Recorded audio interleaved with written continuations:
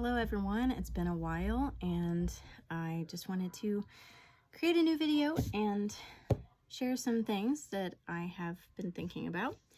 First, I wanted to show you my laundry basket. So I got tired of having a hamper in my bedroom that kept piling up with clothes, and it was just making my room look messy all the time. And my husband and I got a bed that is a bit taller, and I realized we could fit our clothes under our bed in laundry baskets. So I got a laundry basket for him, a laundry basket for me. We put our dirty stuff in there, and when it's time to wash, we just carry the basket downstairs and wash. However, we have hardwood floors, and I felt that the baskets were getting too heavy and possibly starting to scratch or scuff up the floor. So I had the idea to, let me show you, hot glue some felt on the bottom. And let me tell you, it slides great and it's not scuffing up my floor. So there's a bit of a laundry hack for you if you want, if you find yourself in a similar situation. The other thing I wanted to share with you is I've been thinking about Christmas, trying to get ready and plan ahead and trying to get all the family thinking about it, because I think we probably have like, I don't know, 50 family members here in town or something. It's pretty much everyone. Money is tight and we'll be seeing everyone over Christmas, and so I've been trying to think of ways I can give gifts that feel good to give, that are thoughtful, and that the receiver can enjoy without spending a bunch of money. So I wanted to share, I listened to this podcast. I listen to her sometimes. It's The Lazy Genius, and I love her podcast because she has all kinds of helpful information and has helped me to learn how to prioritize things a bit better. And she put out an episode about gift buying on a budget and getting ready for Christmas. So some of her ideas she had for like buying large groups of gifts, say for all of my siblings, because I have a bunch, all of my siblings and their spouses. For example, some ideas were do a themed gift, like everybody buy a gift that has to be a certain color, or everybody has to buy a thrifted gift, or everybody has to give a gift that is something from their home, or a food gift, or something. Like, I thought those were really neat ideas because it levels the playing field, gives everyone kind of a boundary to work within, which also helps you to come up with ideas, because sometimes if there are no boundaries, then it just makes it hard to make a decision.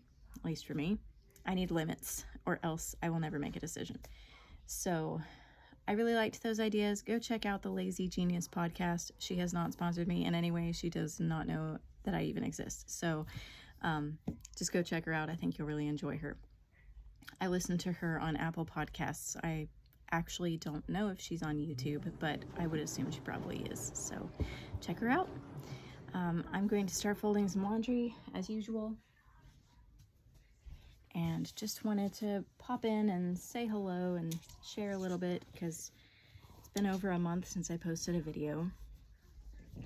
The reason being, I've recorded a bunch of videos, but after I record them, I feel like I don't know if I can post it, because most of what I've been talking about is biblical things, and I just realize the importance of getting it right when it comes to teaching on the Bible. And I don't know if the thoughts I share classify as teaching, but Jesus says that if you lead anyone astray, it is better that you have a millstone tied around your neck and you be thrown into the ocean. Well, I don't want that to be my situation. I don't want to be in a situation where it's like, well, better that she be drowned in the ocean because she's leading people astray. So I've just delayed posting those things because I want to make sure that I'm right in what I'm saying about the Bible and about God. I really don't want to misrepresent and cause further misunderstanding of his character and who he is. So that's why I haven't said anything in a while. So today, I'm actually not talking about anything biblical as far as I know. I haven't really planned out anything to say, but I will say I miss the old days when my town felt like kind of a small town. It was never really a small town, but it had a small town feel, and I just miss the personal touch. And I say all this because my daughter's birthday is coming up, and I thought, you know what? The Nutcracker is going to be performed in December, and she loves ballerinas and ballet, and it would be so fun to make that her birthday present to take her to see the Nutcracker. Well, I started looking at tickets online, and they're all very expensive. The cheapest one I found is $56. So in order to take my entire family, it would be $200, above $200. And that's way too much money for us. We just don't have that kind of a budget right now. And so I thought, you know, I'm gonna call the theater where the performance will be and talk to someone and see if they have a special price for students or teachers or homeschoolers, or if there's like a matinee where there's going to be special pricing for schools to come and bring kids, because maybe I could get in at a better price. That experience, talking to them on the phone, was horrible.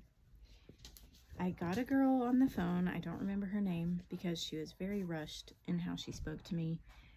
And she's like, I said, hi, my name is, I gave her my name, and I said, I'm calling about getting some tickets, but I have some questions. She's like, what performance do you want to see? I said, well, I want to see the Nutcracker. Okay, what date? I'm like,